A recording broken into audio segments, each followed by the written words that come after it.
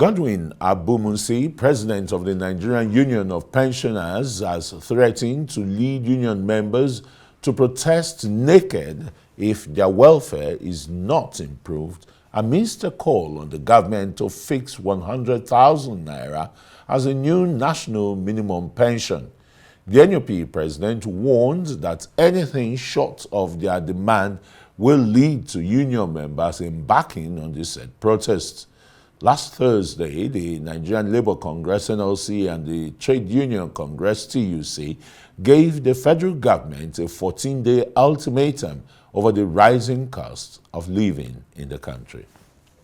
Frank Tietie, human rights lawyer and a rights analyst, is here to look at this developing story. Very warm welcome to Newsnight. Thank you. You'll just be asking that, will the Nurses and Midwifery Council of Nigeria not be infringing on the rights of the nurses by saying they want to carry out a verification, which the nurses and midwives are saying is a ploy to prevent them from going abroad for greener pasture? Of course, I'm happy you went straight to the underlying reason why there is any form of controversy at this time. If not, ordinarily, why should there be any contention simply with regards to verification? It's a good thing for every nurse or midwife that has been qualified in Nigeria to get verified and to say you can go to the portal of the Nursing and Midwifery Council and then be verified as someone who's qualified. But the idea is that it is that 2 years compulsory work experience that you must possess. But let's face it, there is a reason. So while I agree with you that it amounts to a violation of the right to freedom of labor movement, labor migration, because any labor migrant worker, in this case, just for aspiring to go abroad to work, qualifies it to be defined as a migrant worker. And that is one principal right a migrant worker has, the freedom to be able to go out of his country and come out. And then the idea of also denying him of his qualification, by imposing a sort of unnecessary restriction becomes a problem. But I insist that we should look at the Nigerian situation. There is an NHS crisis in the United Kingdom right now. The National Health Service is, having problems. It's unable to pay nurses. It's unable to meet up the standards or meet up with the standards of, quality employment for doctors and nurses. Therefore, instead of actually raising the bar and taking care of its nurses and doctors in the United Kingdom, they are looking forward to poaching nurses and doctors. Ready-made, yes. And do not forget, please, that our country largely subsidizes medical and healthcare training in this country. So it's not really fair that you train these medical and health workers and then they look towards green pastures. There's nothing wrong with that, because expectedly... Why don't, if you train them, why don't you bond them?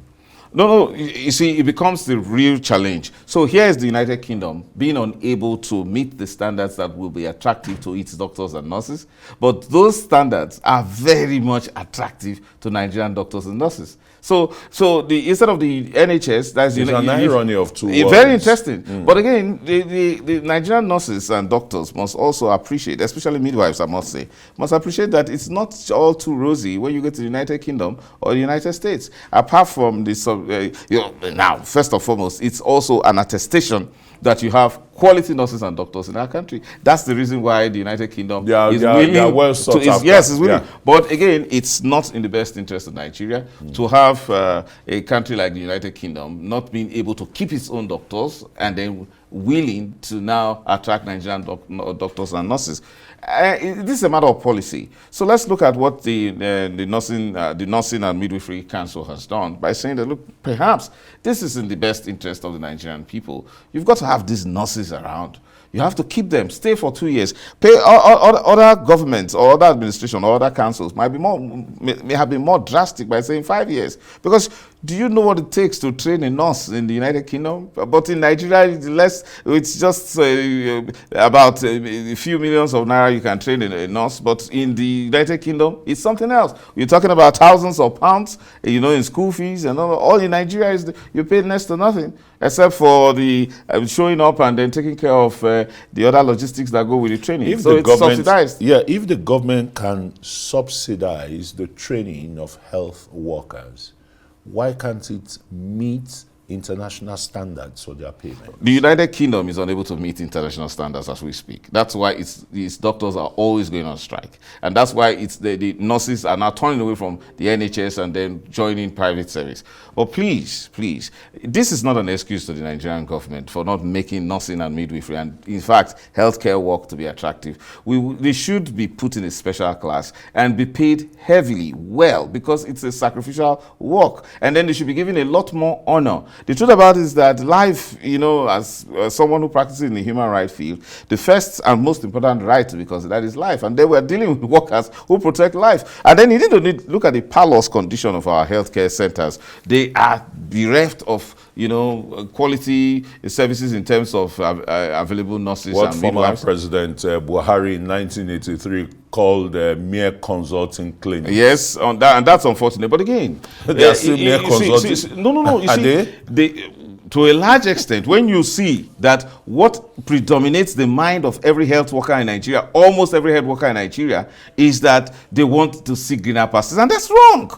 First and foremost, a nurse or a midwife should, before starting a career, must realize that he or she has that devotion to protect human life. It's not about naira and kobo, and to the extent that you want to abandon Nigeria that trained you just after graduation, and then you want to head to the UK, not minding that there's the high cost of living. You want to boast that you earn thousands of euro or pounds sterling, and you eventually spend all the money on rent and then pay all sort of taxes, and then little you have, you send them back to Nigeria. You live in squalid condition, not with so much honor as you would have in Nigeria. Check out the life and respect of a doctor or a nurse in Nigeria. They don't work that long as they would work if they go and work for the NHS. That's not true. They work longer hours too.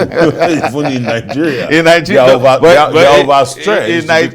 You see, when you go to when you work for the NHS or you go to the United States, you work for every cent, for every penny. Unlike in Nigeria here, where you take off days and then you have your respect. Unfortunately, I must say that they are poorly paid, but so poorly paid to the extent that they were willing to run to a place that UK doctors and nurses are rejecting. So something needs to be urgently done by the Nigerian government to give a special treatment to our healthcare workers. I know the president, I think at the close of last year, or was it at the beginning of the year, at the presidential villa said health is going to find a new priority in his administration. He had all stakeholders there in the health sector and the rest. That's a good regenerative spirit, so to speak. Indeed. In fact, I got a Twitter handler who reached me and complaining to me that, look, as an Arise news analyst, I should take up the matter that is against the rights of nurses and midwives. But I don't agree with him, because somehow the government may just be stringent. The council may just be stringent by saying, no, we will verify to the UK authorities that you are a nurse, a qualified nurse or a qualified nurse, until you spend 2 years. And I wonder what the Lagos State chapter of the council wants to do. Okay. Well, I don't know. Maybe they will be challenging this in court and the rest. No, I don't think so. But you see, let's be honest. If it's going to be an infringement, for some time, the way the process is adopted may be stringent, it may appear to be authoritarian. But I think it's in the best interest of the Nigerian I like people. testing matters in courts, It solves every problem. Only if it will be resolved so quickly. Oh, wow. You could have accelerated hearings. It's not that very easy. All right, thanks very much, Frank Tietie, a rights analyst and human rights lawyer, for coming on.